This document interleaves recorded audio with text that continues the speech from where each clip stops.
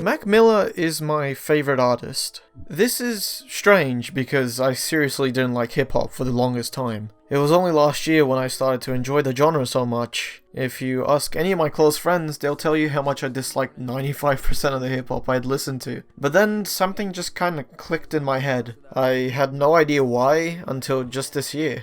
I hadn't listened to much Mac Miller at all. I had listened to some tracks here and there over the years, but Swimming was the first album that I listened to from him. I listened to it when it released because this was around the time when I was listening to all the newest releases. And I'll be honest with you, while I thought it was great due to how nostalgic it sounded, I didn't really pay it much attention after my first or second listens. I was shocked to hear, though, that he passed away just over a month later.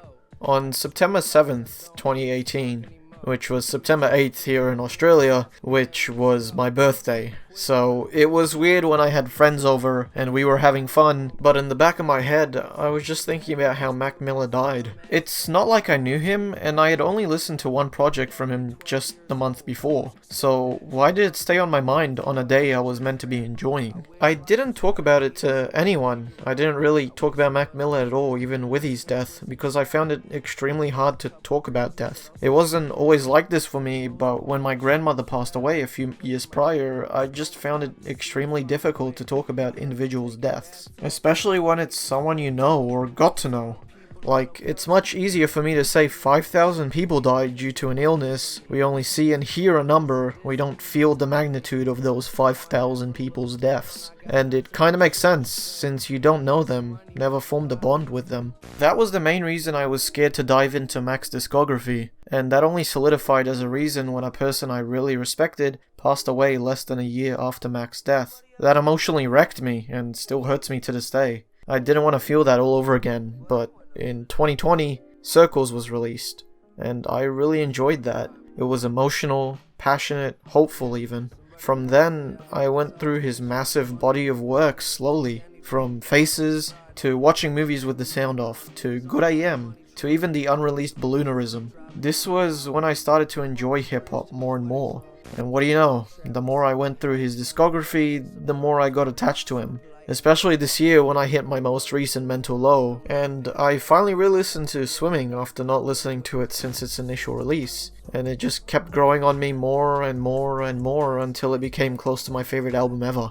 This happened with a lot of his other works as well. I love almost everything I've listened to from him, and that never happens. Am I saying he's the greatest artist in existence? Not at all, but he's the greatest to me. It's like every album, every song unlocks a memory of the past for me. I remember times of playing the PS2 as a kid, good times at school, fun times in general, times that might not even have existed.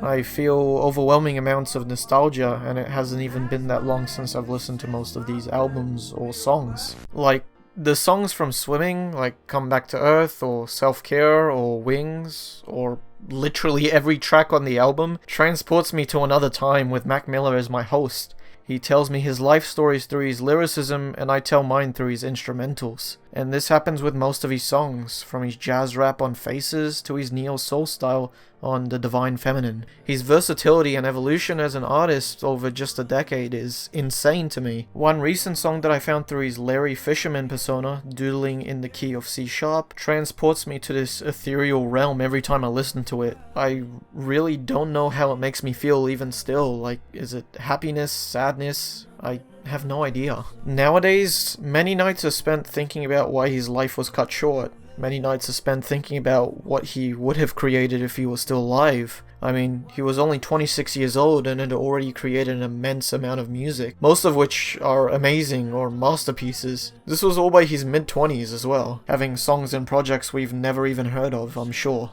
He's gone to influence me in many ways, from the way I think of life from his therapeutic Swimming in Circles era, to even the way I dress. He even makes me, more than any other artist I've listened to, want to create my own music, tell my own stories through lyricism and sounds. I've always wanted to try making some music I could share with my close friends, but the process is daunting when you know pretty much nothing about music production and can barely play the piano. But Mac's music and love for the art makes me want to learn regardless of how overwhelming it is to me, and he continues to do that. His mixtape, considered to be his magnum opus by many, Faces, came out to streaming services today and officially pressed as a vinyl. This is great because it means even more people can listen to it. If you haven't listened to it already, please do. It's an amazing project. I have no idea what the future holds for Mac music. As much as I yearn for even more music from him, what he's already left us is a huge amount already. I still get depressed over his death pretty often. I doubt that's gonna end anytime soon when I have such a strong personal connection to him, even though I haven't met him. But when I feel like this, I just put on swimming and go on a walk, regardless of what time it is, whether it be 6 p.m. or 6 a.m. It really helps me out. I don't have much else to say right now other than I miss you, Mac, and many more do as well. I really do wish I could have gone to one of your shows. Rest easy. Yeah, never satisfied, always wish I had